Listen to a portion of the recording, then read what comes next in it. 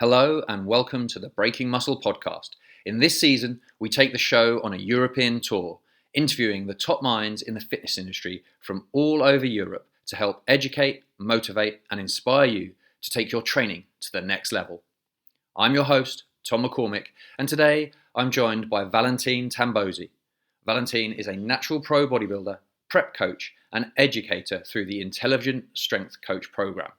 His passion for training shines through on this episode, and you can really feel that he gets a kick out of helping people with their fitness goals. In this episode, we go in depth on the required mindset for muscle gain, the intensity of effort required to build muscle, creating the ideal training environment, the power of visualization, and we go into detail on the nitty-gritty of programming training to maximize growth, specifically identifying the 3 key pillars of muscle gain. We then round the show off with some key training strategies for the chest, biceps, and back. So, without further delay, it's on with the podcast. Okay, guys, so as I said in that introduction, today I'm delighted to be joined by Valentin Tambosi, who's speaking to me all the way from Vienna, right? That is correct, Tom, yes. And how do I go with pronouncing the name? That was spot on, man. Yeah, sweet, nailed it. Yeah. All right, happy with that. We'll see. I just speaking the next interview up, I might struggle with their name a little bit more. But all right, today what we want to focus on is the mindset of muscle, what it takes, the headspace you need to be in to maximize your growth. But before we do that, I think it'd be interesting for the listeners to know a little bit more about you, your backstory. So can you tell us about how you got into lifting, how you got into competitive bodybuilding, and also into coaching other bodybuilders? Absolutely, Tom. So thank you, first of all, for having me on. I'm very happy to talk about one of my favorite topics, probably.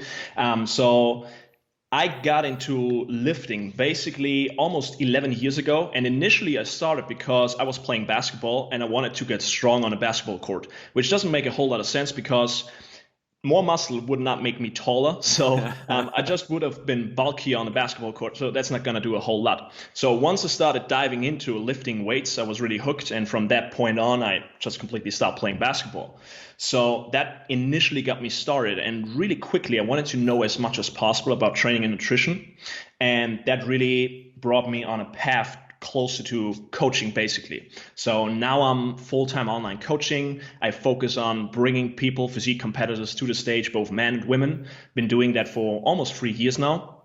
And that is my sole focus. But I've been working with general population, been working with powerlifters, did weight management for different athletes. So I've worked with a broad spectrum of people. So I think I can touch on a few things that are probably needed to build muscle in the most efficient way possible. Mm-hmm. Okay, cool. So interesting that you say you work with people across a broad spectrum there. So is there something you can identify psychologically, the mindset of what takes someone from being kind of getting okay results to someone who gets those next level results, that we're all sort of aspiring to? Absolutely. I think what you have to ask yourself is, what are you willing to invest, and do you understand what an investment is? Mm-hmm. Because an investment means you're devoting your time and your effort towards something that is in the future. The result will come in the future. So it's very similar to a lot of things in life. So for example, if you go to work for a day, you're not going to get a paycheck for that day. You get your paycheck late in the week or late in the month. So basically it feels like working for free for an entire week or entire month before you get something out of it. Mm-hmm. The same thing is true for building muscle. You're not going to go to the gym, train once, and then have more muscle, right? That's not how it works. Isn't it? So, damn it. So basically you have to be consistent over a long period of time, put in the work, and then later on, you're gonna reap the benefits from that work you've already put in. So I think nothing great in life basically works like that, where you get immediate gratification. Mm-hmm. It is not like you're going into the gym and you're buying muscle. You have to do something in order to get it. And another thing that people have to understand is the things you have to know to efficiently build muscle is not that much. The thing you have to understand is that you need a like a simple approach to the whole thing. And simple does not equal easy, right? Yes, it's simple, but it's not easy because you have to do it on a consistent basis and you have to do it over long periods of time. So if you ask most people, let's ask somebody in the natural bodybuilding realm, how long have you been training when they look great? And they tell you 16 years. Like people's eyes fall out, right? They cannot fathom how long you actually have to train to look a certain way. So it's not 16 months, it's not 16 weeks, it's 16 years. So obviously not everybody wants to look like that. I totally get that. But if you want to build muscle, you have to invest a certain effort and time for long periods of time to get there. Yes. Yeah, 100%. And I think that's a good point, because everyone seems aware that they need to delay instant gratification if they're trying to get lean and lose fat, but somehow they seem to forget this when it comes to muscle building. And it's even more important because with fat loss, you can almost see week to week changes. You can't see in the mirror each week that the muscle piling on. It just doesn't happen at that rate. So absolutely. So understanding that it's an investment is a key one. So when you're working with someone, I guess you probably don't get that many like kind of newbies coming to you now, but were you thinking it was a really important part of the process was to outline some realistic expectations, managing those expectations, and then you leave the ball in their court to, are they prepared to commit to that? Absolutely. And one thing I try to drill into people's heads is don't focus on goals, focus on processes and systems. Like focus on the day-to-day tasks instead of what may be in 12 weeks, in 16 weeks, whatever it may be. So let's focus on what we can today. Let's focus on the variables we can manipulate and get better at manipulating those variables, training, nutrition, stress management, recovery, whatever it may be. And then we understand like the day in, day out work is going to get us there. Yeah.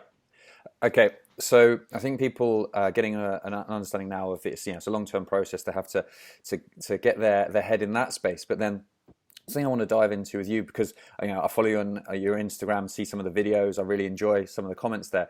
Is the intensity of effort that's required, and perhaps we can talk about how that maybe changes over the course of a career. Because what might work when you're just a beginner, what you think is hard work is maybe not when you're 10 years in and you're trying to find those extra few pounds. So talk me through a little bit about the intensity of effort, how maybe you get yourself psyched up for a hard set, and a discussion on that topic. And then I want to dive into the environment you're in, because I think that's also a key element, but we'll get that second. Absolutely. So intensity of effort. Again, probably one of my favorite topics to talk about, because intensity and trying to figure out how hard can I train, how far can I take a set, is one of my favorite things to figure out when I'm training. And obviously it has to be properly managed, because if you do that every single set, you're going to burn yourself out after a certain number of training years. If you're a beginner, let's put it into beginners, intermediates, and advanced people. A beginner should probably first learn movement patterns, and he should first be familiarized with certain movements and learn them properly and safely. Once he's past the beginner level, he can then explore muscular failure. He can sprinkle it into his training program on safe exercises and see how does that feel. And later on, he can then use it appropriately, depending on exercise selection and everything else, stress management, to use it in his training program and see, okay, how far can I take this set? Because when people see me do a hard set of Romanian deadlifts, for example, right, a very taxing exercise, they think I do this every single week.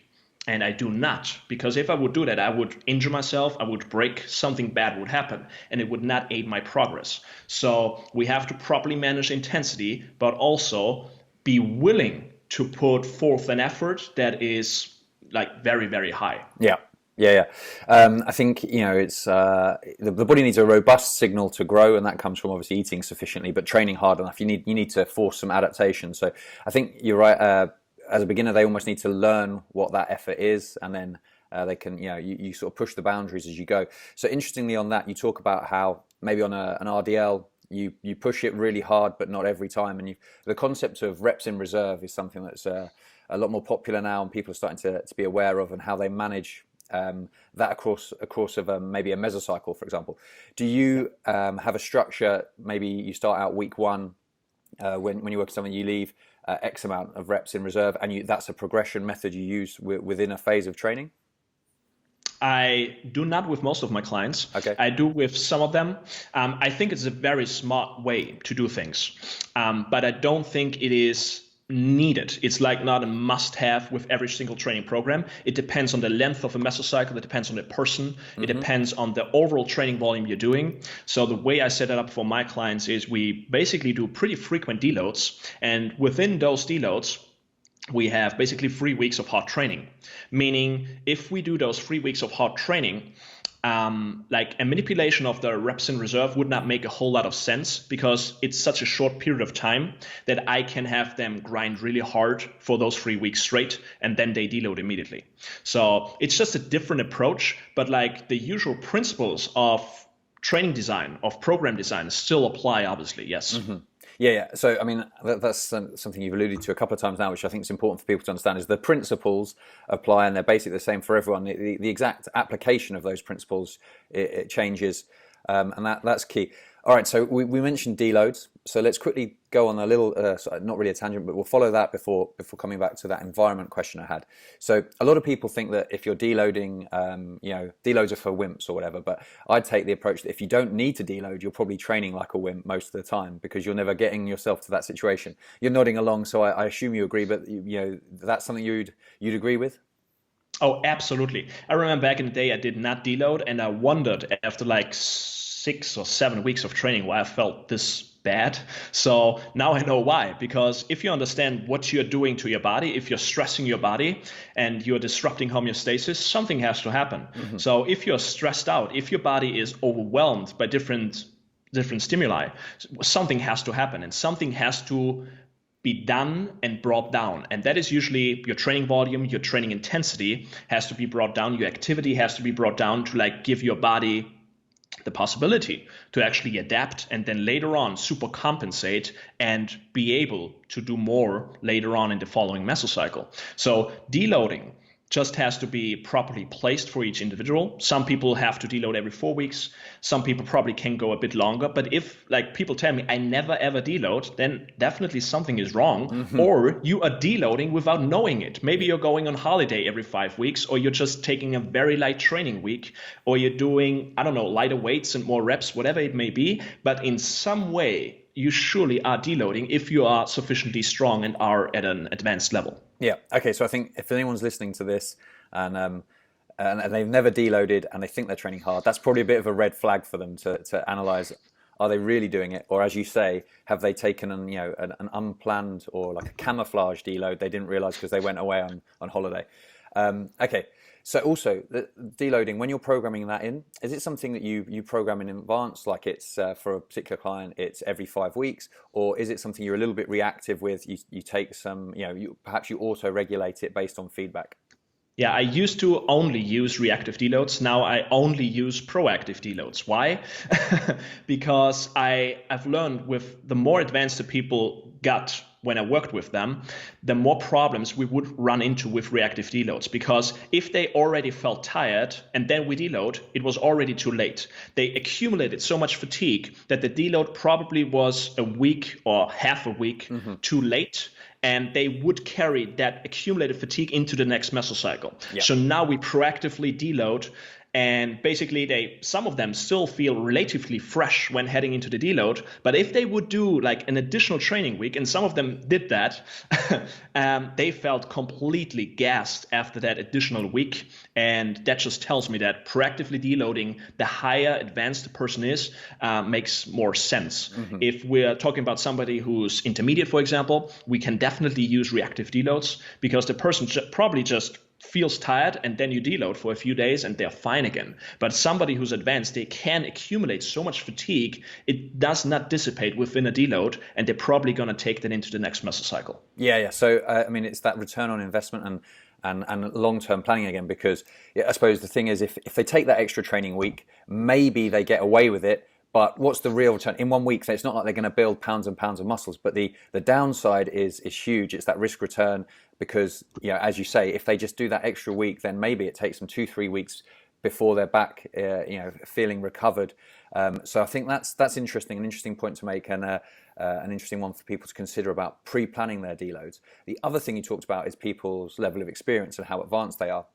And I suppose partly this is determined by the fact that they've got to that level, but the psychology of the individual is a factor of deloads, because some people just they take their training so seriously, they love it so much that they find a really hard time to deload. So if they're doing a reactive deload, they'll almost always report, no, I'm feeling great, I can do more, I can do more.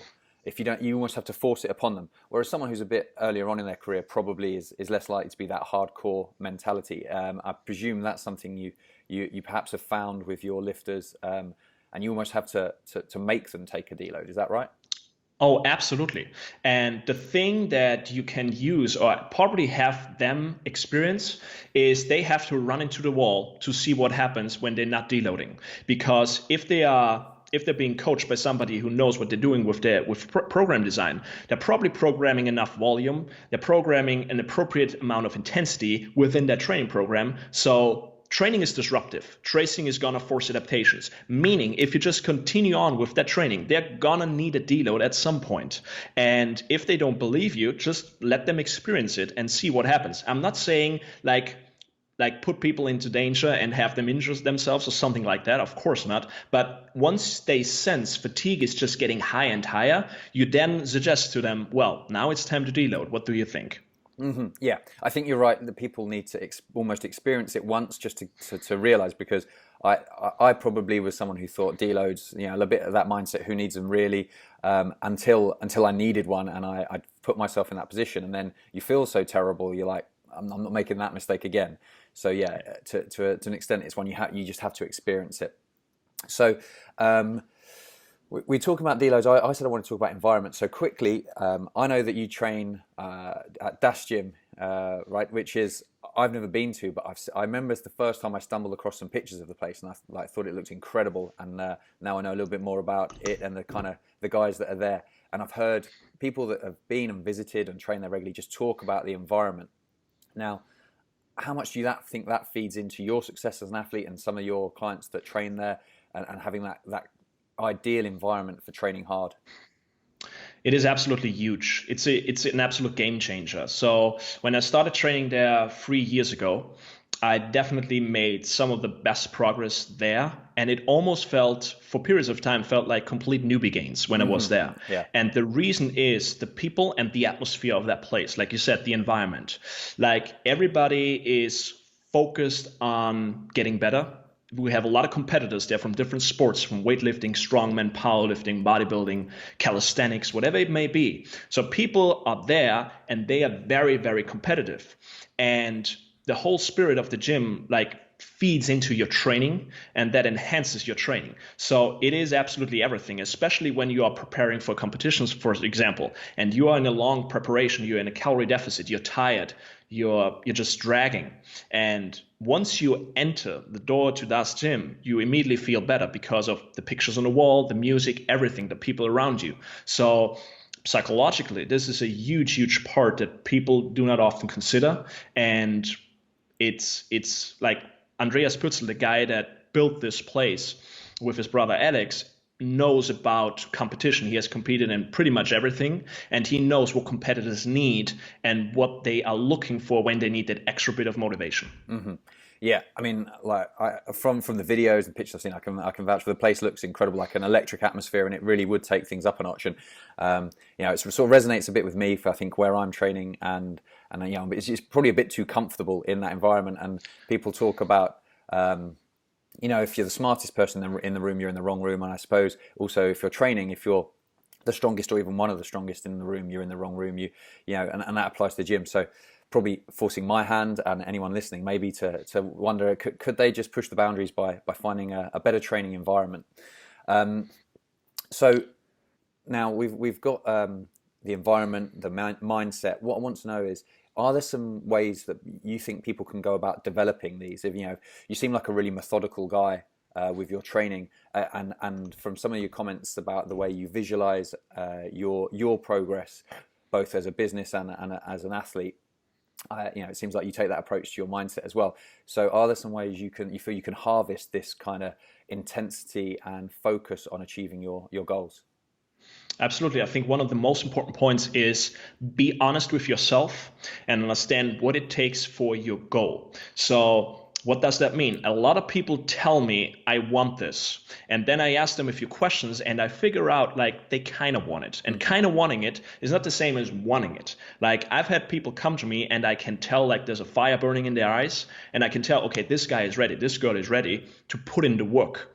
And those people have been honest with themselves before that. They have asked themselves, do I really want to do this? And what does it take to do this? So when it comes to building a mindset, this is probably one of the most important parts. You have to be honest with yourself, look yourself in the mirror and ask yourself, what do I want to do? Like, what are my priorities in life? Is competing a priority? If it is, how far am I willing to go? If it's not, am I honest with myself? If I want to burn fat, what am I willing to do day in and day out to like get to the shape I want? If I want to build muscle, what am I willing to do? How many times a week do I want to train? What does my daily life allow me to do? So I've once made a post on Instagram which says, for every yes, there is a no. And you really have to ask yourself that. I'm not trying to put a black and white thinking on people, but if you are saying yes to competing, you're saying no to a lot of other things. And you have to understand that. So, and it goes for everything in life, right? If you say yes to training, you're probably saying no to spending time with your girlfriend or whatever it may be. So understand that. And for every good, there has to be a bad. And a lot of people don't know that. They want yes. And that's not how it works. Yeah. I think that's a great point. And that people then can realize that maybe it's not necessarily it's not a sacrifice, but it's a decision. And once they've got their head in the space of I've made this decision because that's what I want most, that's really powerful to keep them motivated and doing what's required. So following on a little bit on this mindset is that I think you're quite big on your visualization in terms of you can picture where you want to be and where you're going to go, and then maybe breaking that down into what's required, the processes that you have to go through to get there. So do you use that visualization in terms of building your physique? You can picture how you want to look and build back from there. I do every single day. And I think a lot of times when people hear visualization, they think you're sitting in front of a big old tree and you're just meditating, and that's visualization. It can be something as simple as putting on a piece of music that you like, lay on your couch and think about something that you just want to achieve, right? It could be 5 minutes, it could be 10 minutes, whatever it may be. But if you do that over weeks, months, and years, I think something is going to happen with your thinking, because as you visualize, you're thinking positive thoughts, and that is going to do something with yourself mentally and physically. So visualization is not some esoteric mumbo jumbo or something. It is actually like making something that is not real yet more real, and you're working towards that. And you're also thinking about, okay, what do I have to do to get there? It's not just like daydreaming, it's actually thinking about what steps do I have to take to reach that goal. And by visualizing that goal, you're making those steps there more and more precise and more clear to yourself. Excellent. Yeah, so that's something that you do yourself, and you encourage, I presume, your athletes to do the same thing. Yeah, fantastic. And I think you're right. A lot of people, they hear visualization and they kind of think it's all this hippie kind of thing. But most top athletes, whether they know it or they've just they've kind of been doing it without realizing, have used this to get to the level they're at. I'm sure some people it just comes naturally. They probably need you to point out that they do the visualization, whereas others it's a very purposeful and deliberate practice, but a really powerful tool. All right, so I think we've touched on some nice elements there of the mindset. Is there anything that when it comes to mindset and intensity of effort, you think we've missed out on and you want to cover? No, I think that's pretty much the gist of it. Yeah. Okay, I think people can get the basic methods there. So now I thought what would be great is we could look into some programming principles, specifically if maybe some key fundamental principles you talked about. It's relatively simple, but it's just not easy. Giving people an overview of what those simple elements are that they're gonna require. So make sure that they go into this, if they're gonna try and chase their best physique, what they need to be doing. And then maybe we'll look at some specific muscle groups and perhaps talk about exercise selection or other variables that you really find hugely beneficial. So yeah, if you could kick off with going through an overview of the simple but vital elements to building muscle. Yeah, so as I touched on earlier, I would say I would base it on 3 pillars. I would base it on training that is hard enough, nutrition that basically enhances your recovery, and your stress management and your recovery / your sleep in general. So if we're looking at training, we have to make sure training is disruptive enough to force adaptations. For most people, what does that mean? It means doing more, right? So it means more weight, more reps, more sets. Now, how you structure that depends on the person, on the training level of the person. It's not as simple as just throwing a bunch of sets at a specific muscle group and hoping for the best. We have to be strategic about it, how we do this. So with most people, they just should start out with a logbook. They should write down what they are doing in their training. Peter Drucker has a very famous quote that says, what gets measured gets managed. And that is very true, because if you don't know what you're doing, if you don't know what the data is, you cannot manipulate it, and you cannot manipulate the variables that affect that data. So that is a very important part.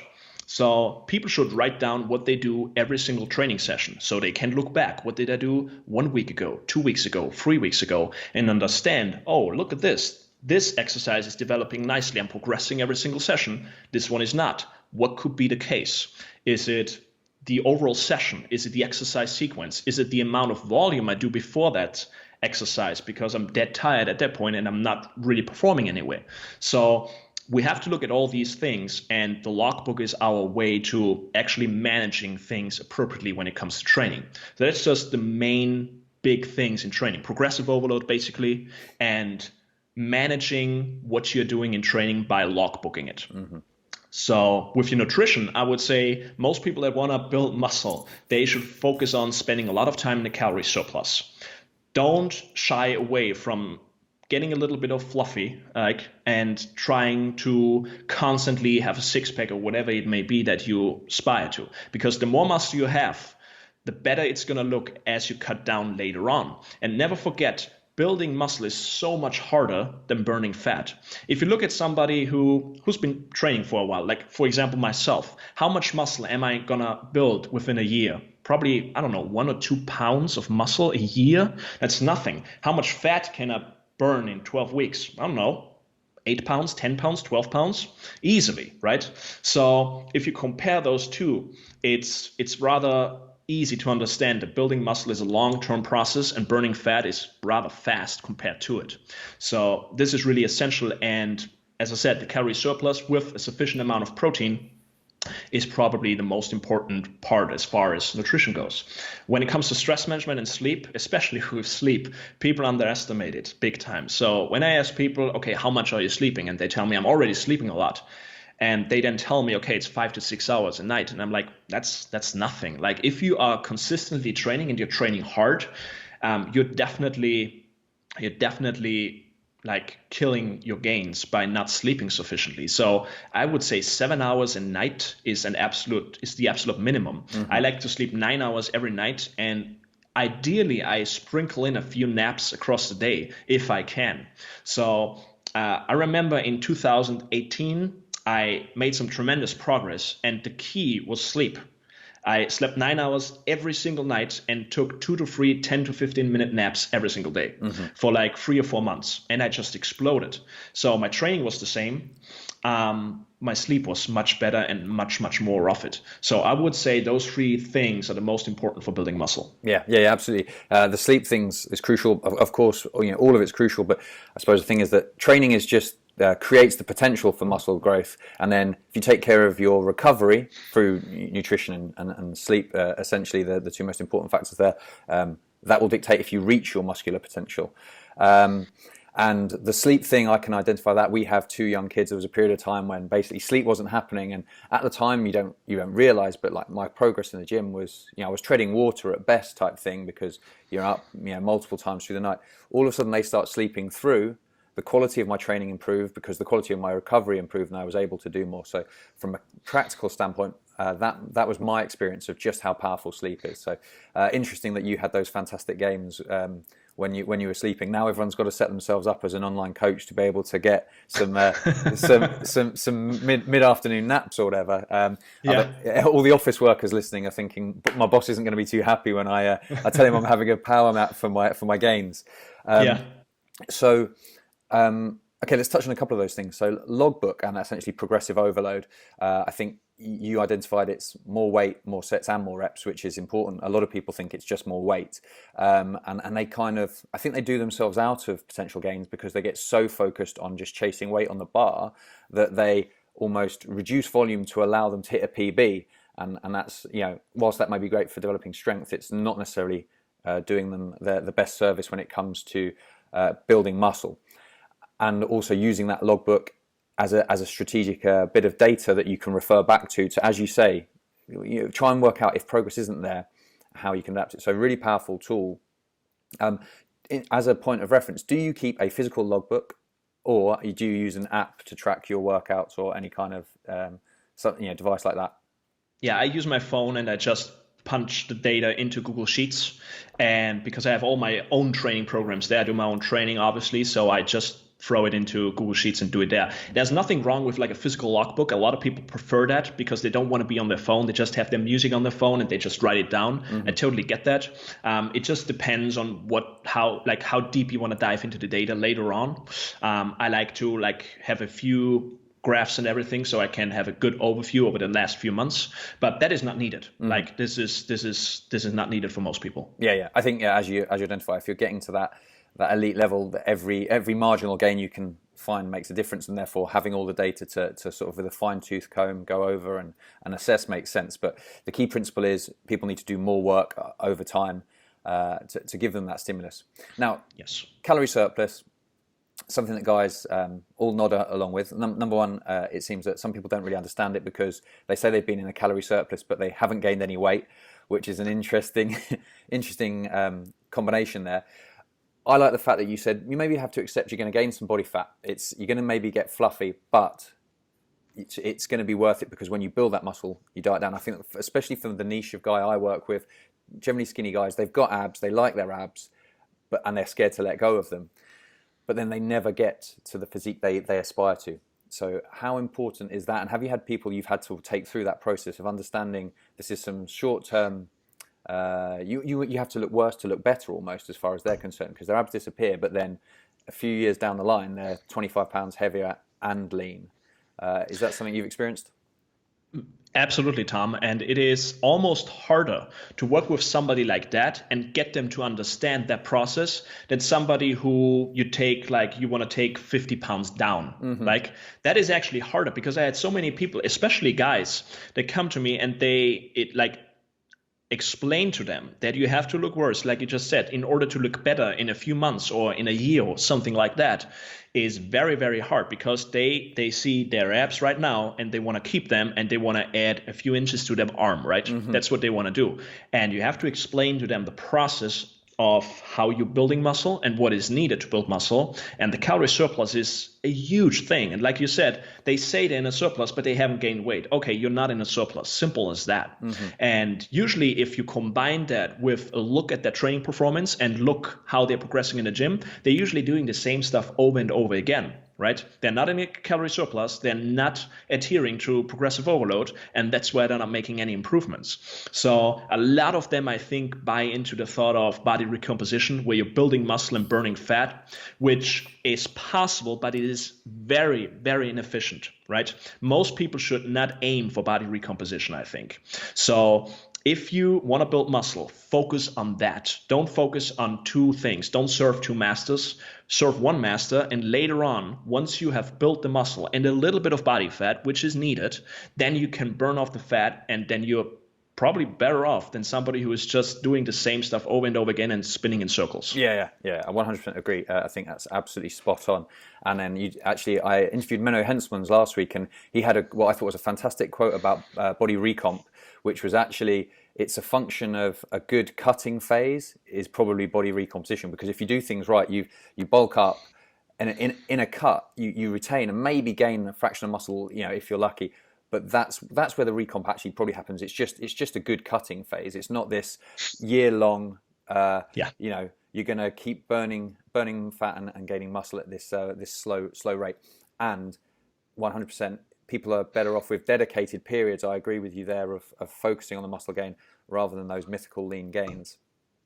All right, stress and sleep. So sleep quality and duration, obviously hugely important as you've identified. Are there any, do you have like a sleep routine? Do you use blue light blocking glasses, any of these things? Or are you just someone who like crashes out and gets an uninterrupted 9 hours sleep? It really depends on my body composition. When my body composition is where it should be, I usually just lay down and fall asleep. That's it. If I'm, for example, at a higher body weight or a very low body weight, when I'm in a calories deficit, then my sleep gets disrupted very easily, and then I have to pay more and more attention to it. Like something like blue light blockers when I'm working at night, like not trying to work actually close to bed is very, very important. Trying to actively relax. I have a very hard time relaxing because I constantly work. And I'm used to doing that. And once I'm not working for an hour, I feel like I'm doing nothing. So this is a big one. Also supplementation. And we're talking about the basics here, like magnesium and zinc, for example, can be absolute game changers for sleep quality for most people. And also like not like being aware of your thoughts. A lot of people, a lot of clients tell me I'm laying in bed sometimes an hour and worry about stuff. And I'm like, well, you have to take care of this stuff so you're not laying in bed and worrying about it. Like, take care of this stuff, do it. And usually it's not big time things. It's not like these huge problems in their life. It's minor things. They just don't get done and they don't finish them or whatever it may be. So make sure everything is in order and everything is on point so you don't have to go to bed worrying about the little things in life. Yes, I think with that one, a practical one is writing down like your to-do list for the next day almost, because you've written it down. It's like you give your body or your mind permission to know like this is going to get dealt with. You don't have to stress about it right now. Tomorrow is the day to focus on that, and somehow your subconscious relaxes a little bit. Supplementation wise, I've always been a really big fan of magnesium and found it effective. Is there a particular form of magnesium that you found that works great for you and for your clients? I just use citrate, and it's the most basic form. You just have to look at the dosage for most people, but it's very cheap. It's very affordable for most people. So I just use that. And personally, I've tried different forms. This one has worked the best, ironically, for me, no matter what brand I use. So I just stick with that one. Yeah, and that's a cheap one. Glycinate is also relatively cheap, and I've found to be quite good. Quickly, was a point we talked about with that calorie surplus I wanted to get back to that I forgot to mention is we were talking about it being hard for people to get their head around that. Now, one thing I found is that your performance in the gym obviously is improved. Somehow when you're carrying that little bit more body fat, the calories are coming in almost week to week. Those gains in strength are easier. And so I learned that was a valuable way to sell it to someone. For example, you kind of switch their focus to let's look at gym performance, and then again getting into that process mindset. Each week they're hitting new numbers, and that helped with getting some of the guys that I really struggled to commit to. I'm going to gain some body fat to put on the muscle. And it seems to me that focusing on numbers in the gym for you is a key thing. So is that something you found very successful? Oh, absolutely. Like if you, like I said, with the logbook, you want to focus on numbers. And a lot of times people say, okay, bodybuilding or training for hypertrophy, training for muscle building is not a numbers game. It's just about feeding the muscle. It's just getting a pump.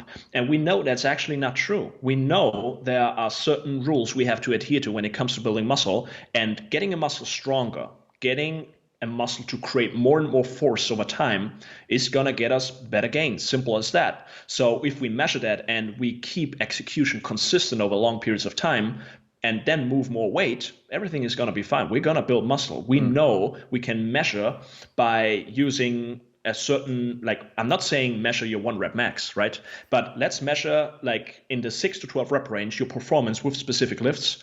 And I guarantee you, if you get stronger in that rep range, you have built muscle, guaranteed.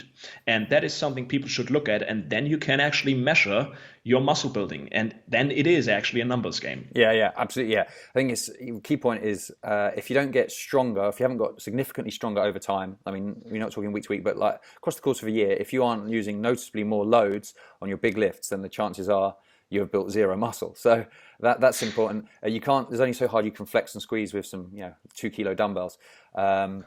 So with that in mind, there's certain lifts lend themselves better to being really driven for load, and I would say there are some exercises that are better that not so much you don't chase load, but focusing on the feel is perhaps more of a thing there.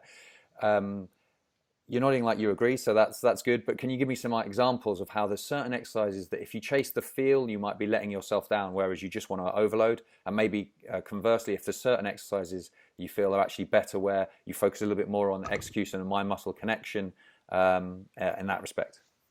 For sure, I would basically use the age-old category of compounds and isolation movements, because if you are looking at compound movements, we are looking at movements that load a large amount of muscle groups, right? It's not just one muscle group, that's why it's a compound. So if we are doing a Romanian deadlift, for example, the entire posterior chain gets loaded. And a lot of people then tell me when they're doing a warm-up set, for example, I can really feel a stretch in my hamstrings, and I'm like, that's great, but you're only holding the bar. This is not going to do a whole lot long term, right? So as we get stronger with that movement, with that exercise, we have to load it up, and maybe that sensation, that stretch sensation, is going to get less and less as you get stronger and stronger. But as long as execution is on point, and we can still make sure and guarantee that you are hitting the main muscle groups that we want to target with that exercise, we are fine. So with the compound movements, we actually want to focus on, first of all, position, execution, and load. So once we know that the position you're in is safe and allows you to maximally load all the joints that are involved, we are fine. Don't overly focus on the mind-muscle connection with a movement like that. However, if we are doing, for example, a seated leg curl for the hamstrings, right? I don't want to throw the weight.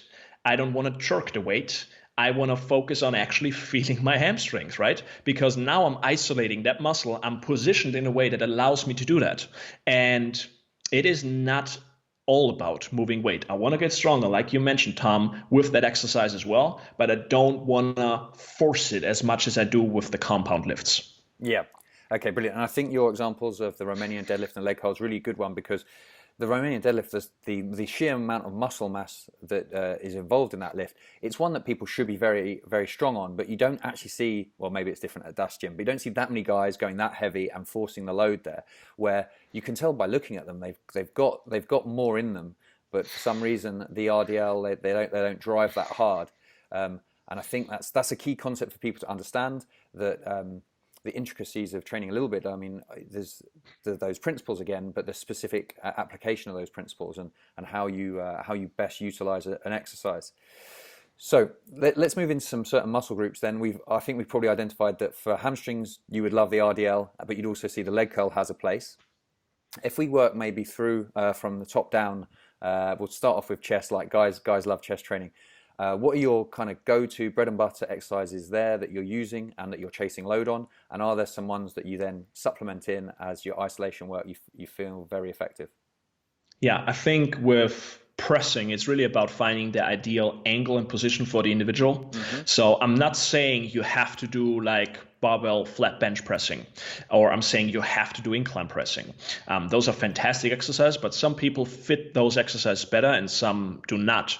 Like machines can work really well for a lot of people. The most important thing I think for chest is find a strong pressing position for yourself and then go all out with that pressing position. Like a pressing position that allows you to keep your shoulders and your elbows safe, and something where you can, like over time, use progressive overload. That's the number one thing. Some people are really good with dumbbells, some really good with the barbells, some are good with the Smith machine, some are good with machines. There's really no right and wrong here, because all of them force you to produce force, and that's the most important thing. As far as supplemental moves for the chest, I would say some sort of fly, whether it's a cable fly or a machine fly, is probably great. I'm not really using dumbbell flies because they're only loading the stretch position and not so much the contracted position. And I know a lot of people that get problems with their biceps tendon doing dumbbell flies. So I haven't done them in years, and I'm probably not going to revisit them, to be honest. So I absolutely love a seated cable fly, because I can adjust the strength profile or the resistance profile depending on how far the bench is from the cable station. Yeah. And then just basically set myself up for a customized machine fly. So that's what I do. And if you are doing that consistently, cover different angles that feel good for your scapula, your shoulder, and your elbow with your pressing, and then sprinkle in some sort of fly, then you're probably golden for your chest. Yeah. Okay, brilliant. So you quickly referenced individual differences and setting up an exercise for you. So I think that's an important concept for people to understand, that it's not just a case of everyone must squat, bench, and deadlift, but there's variations within that. And secondly, you talked about resistance profiles and matching those up. Now, for those listening, I did an interview with Michael Goulden, who's you know him, right? Absolutely. We did an entire episode just purely talking about that. So if you're interested and you don't know much about that topic, give that one a listen. And I think actually something else you said about the dumbbell flies giving people issues. We talked about there's certain exercises people don't load up heavy enough because they've got loads in the tank and they don't do it like the ideal. Yet the dumbbell fly and lateral raise are two exercises, it seems, that guys apparently think they're like Ronnie Coleman, and they start using those kind of loads and get themselves in trouble. Two of the most budgeted exercises out there, along with the dumbbell row. Like, people that have no business loading those exercises load them up like crazy. Yeah. It's funny how those are the ones that they chase, like outrageous. They're probably setting world records on them with the weight they're moving. Yeah, their RDL's like 40 kilos. Yeah. Okay, so fantastic. So some of those principles, your pressing exercises, are you focusing the rep ranges slightly lower on those compared to your isolation work? Yes, I do. And I found out over the years that I use actually lower rep ranges for dumbbells most of the time compared to the barbell. Why? Because of stability. Like, if you're doing, let's say, 12 to 15 reps on an incline dumbbell press, the likelihood of a person getting sloppy with the last 2 or 3 reps on a dumbbell press is very high compared to, for example, like, you act differently with barbell, because if this thing comes down, you are in trouble, than you are with dumbbells. So people get really sloppy with dumbbells in my experience, and I usually keep rep ranges between 6 to 10 on dumbbell pressing, and with barbell pressing I can explore higher rep ranges as well, for sure. So this is an experience I have made. And with like isolation exercise, as you have mentioned, I definitely like to explore like the 10 to 15 rep range, just for safety reasons, and also because we are focusing more on the feel. Mm-hmm. Interesting. Yeah. So an interesting point about the dumbbells. I think like the 6 to 10 range you talk about, there's a good one. The one thing I think with dumbbells is that if you're like your ass comes off the bench, you're wriggling into position just to get that first rep, you probably went too heavy. But yeah, you see that again with guys. They like pick up a set of dumbbells and they can barely do 1 rep. In that situation, you just went too heavy. 6 to 10, really, really good. And I think an interesting point, as you say, about the barbell, and of course, machine pressing probably falls into that kind of rep range as well, would be a useful one. So if we move on to, let's do the next most popular, probably biceps. What would be your thoughts? Are there some exercises that you really like loading up heavy there? Is it slightly higher rep ranges on average? How's your bicep training approached? Yeah, so I am a big fan of hammer curls, whatever variation you want to use, simply because the brachialis is a rather large muscle that people underestimate how much it does for your arm development. And people always like focus on the biceps peak and stuff like that. Like, you cannot really target that specifically. You can just make the muscle larger. So I like to start off my biceps training with hammer curls, either with a rope on a cable station or with dumbbells, whatever suits your elbows better and whatever feels better.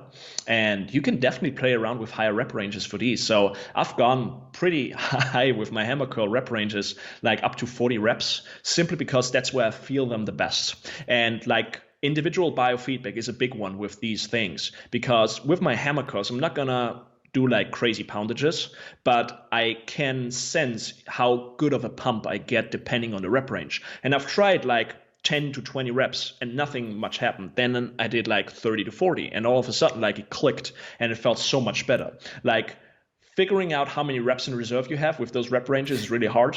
Yeah. Because I don't know. Like, this is something I even write down into client programs. Like, when I tell them do hammer curls with 30 to 40 reps, like the reps in reserve are gonna be pretty all over the place. So I can't really tell you, but you have to pay attention to how pumped the muscle gets and what connection you get with that muscle, which is important. And following up to the hammer curls, I like to do preacher curl variations, simply because I want to put the muscle into a fixed and very stable position to work in isolation. Mm-hmm. Because if you see people do very heavy dumbbell curls, for example, where they're alternating the curls, very often it's a combination of shoulder and biceps work. They're like doing a lot of shoulder flexion and bringing their elbows forward and everything. So I think this is that they are basically taking a heavy weight and using a lot of like passive tissue and other muscles to bring that weight up. And I want to isolate the muscle. So preacher curls where your upper arm is fixed on a bench are probably best. You can use cable variations, you can use dumbbells, you can use an easy bar, barbells, whatever suits your structure the best. Also explore one arm variations of preacher curls and just see how that feels after doing a bunch of hammer curls. Yeah, okay, cool. So some key points, people to consider there. The hammer curls, training the brachialis, I think is a great one. I like the point you mentioned about the stability, and all too common bicep curls. We're talking about butchered exercises, people using everything but their biceps, and the preacher curl really leaves you with little place to hide. And then that stability allows you to really contract the muscle hard against something, I find. Now, we talked about resistance profiles with the chest. How much changing your body position and your arm position relative to your torso do you do to try and work the lengthen range, the fully contracted range? Is that something you consider with biceps? I do, but it's not something I do with every single training session. And I think it can make a huge difference for somebody who is not feeling the target muscle. Yeah. For example, if you're having somebody and they tell you, I have never had a cramping sensation in my biceps when I do a preacher curl, for example, then I'm trying to sequence the exercises so they get that feeling. Because I'm not saying that the cramping sensation is needed to build muscle, but what I'm saying is that person will get better mind-muscle connection over time if we can create that sensation over and over and over again. Yes. So for example, I would pretty much always start with hammer curls simply because we can safely pump up the entire upper arm.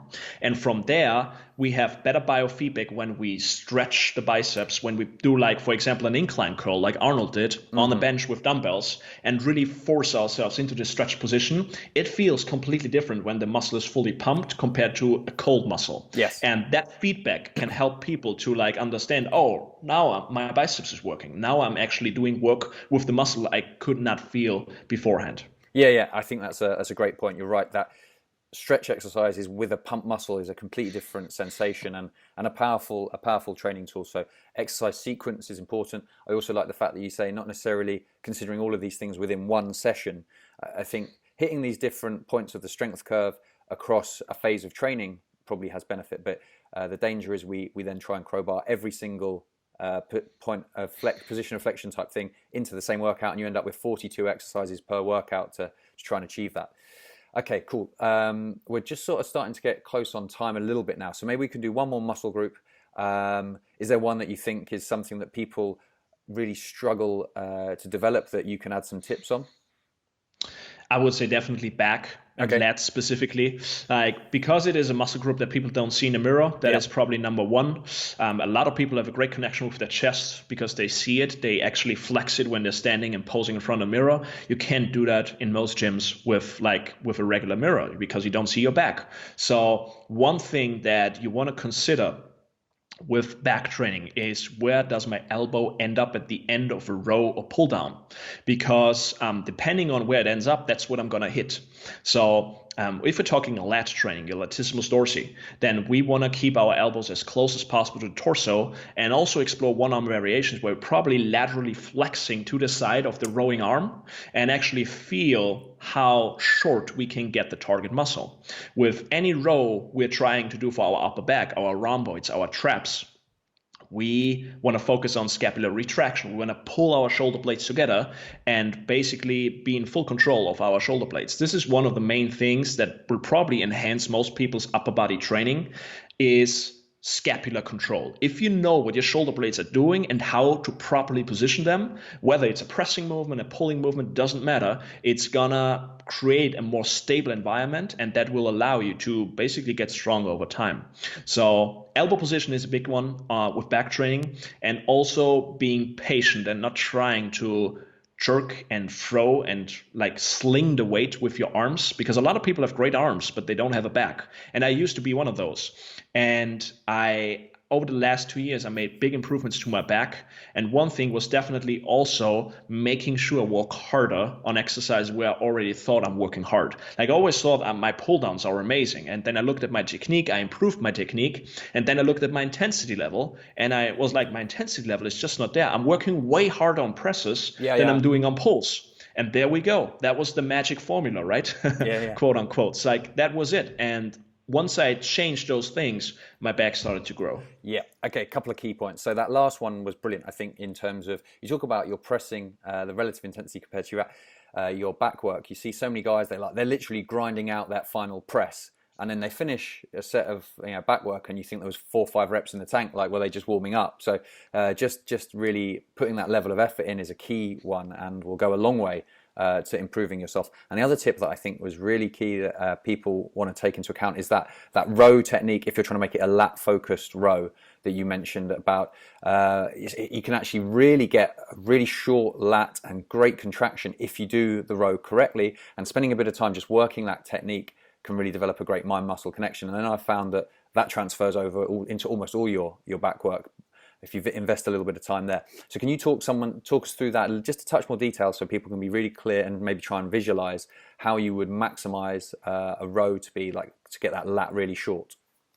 Absolutely. So a row is not a row. Like, a lot of people see a machine row and they say, oh great, this is working your back. And that is correct. It is working your back. But your back has many different muscles. So we have upper back, we have traps, rhomboids. We also have like the lat, and the lat is a relatively large muscle. And if we look at the fiber alignment of the lat, we have different fiber alignments. So we have horizontal fibers and we have vertical fibers, so to speak. So we have to look at how is the elbow dragging along, and what part of the lat are we basically trying to target.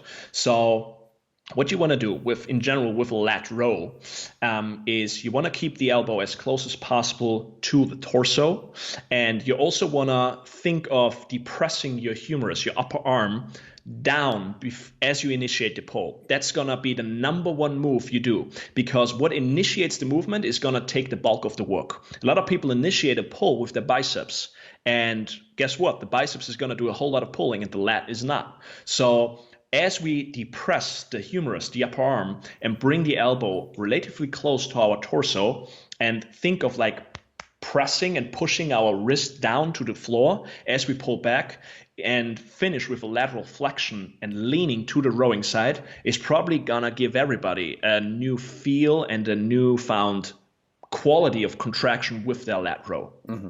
Guys, yeah, so if you're listening to that and you struggle to feel your lats, I urge you go and try that next time you're training them, because it's a complete game changer. Those little technique cues, I can vouch for it myself and with clients. It completely transforms the sensation. And you talked about getting that cramping sensation in your biceps. Giving someone that cramping sensation in their lats is quite a nice teaching tool. They maybe don't thank you for it right at the time, but it's one that's really powerful.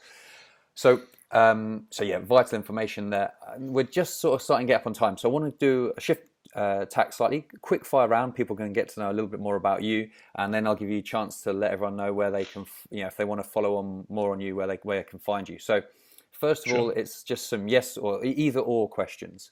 So pizza or burger? Burger. Easy. Chocolate or peanut butter?